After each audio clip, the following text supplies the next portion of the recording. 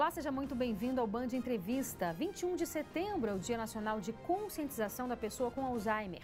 Foi criada uma campanha, Setembro Violeta, para ampliar o debate sobre a doença. A ideia é reforçar os sinais do Alzheimer e orientar a população para o diagnóstico precoce. A idade é o principal fator de risco para o desenvolvimento da doença, que é dividida em 3 estágios: inicial, moderada e grave.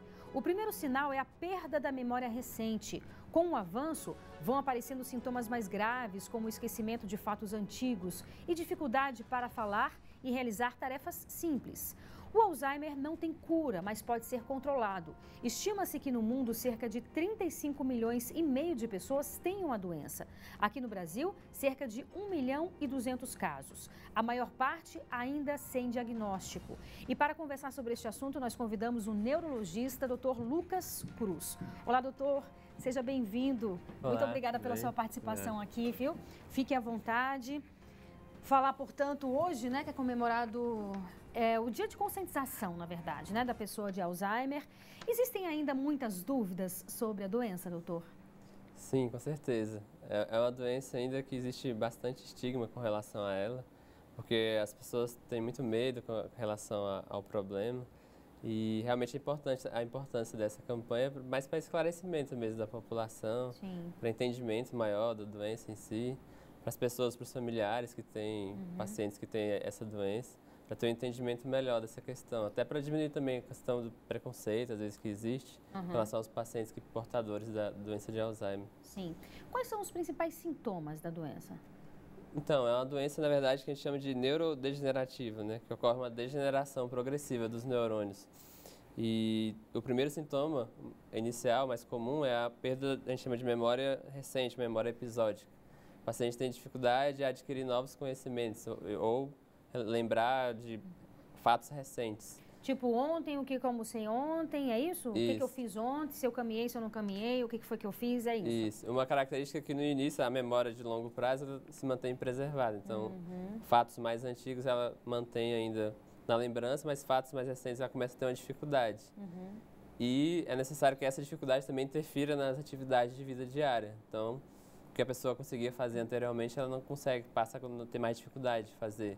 Coisas simples, como ir para o supermercado e fazer uma compra, por exemplo. A pessoa às vezes esquece o endereço do mercado que ela costuma ir com frequência, é isso? Às vezes ela sai para fazer alguma coisa, se perde no caminho, não sabe onde se encontra. Às vezes começa a não reconhecer alguns familiares ou pessoas próximas. Mas isso é o estágio, a gente pode dizer que é o estágio inicial? Na verdade, no estágio inicial, o fator principal é mesmo essa questão da memória, que a gente chama de memória episódica. Ela começa a ter dificuldade de adquirir essas memórias recentes.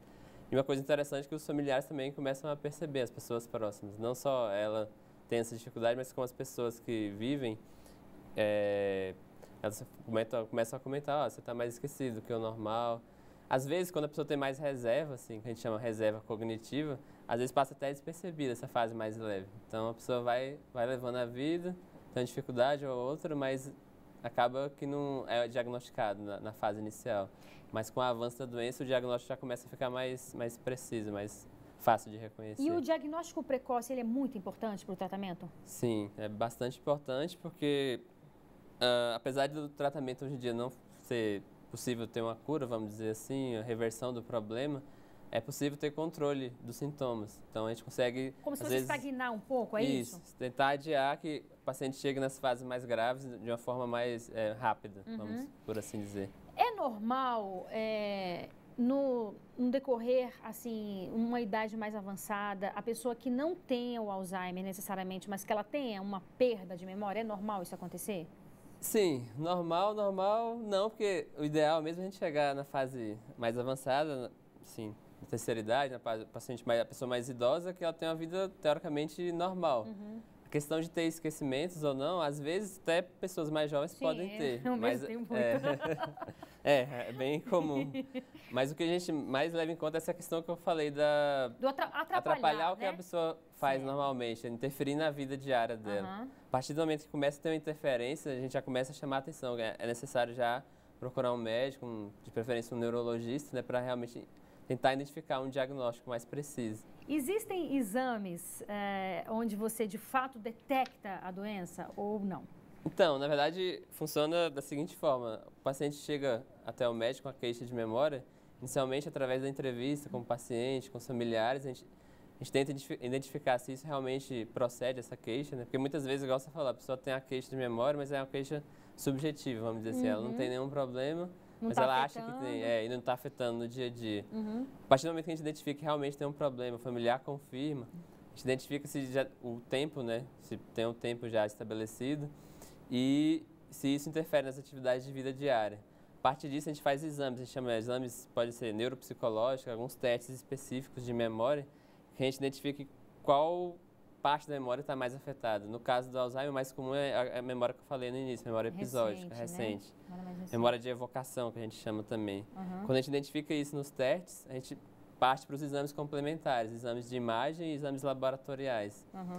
Esses exames complementares são mais para excluir outras causas de demência, né, de dificuldade de memória. Então, a gente vai analisar se o paciente tem algum hematoma na região do cérebro, se tem alguma questão vascular, né, má circulação cerebral que possa estar causando esse problema. E os exames de sangue ajudam a identificar, por exemplo, se tem alguma deficiência de alguma vitamina que possa estar influenciando na questão da memória.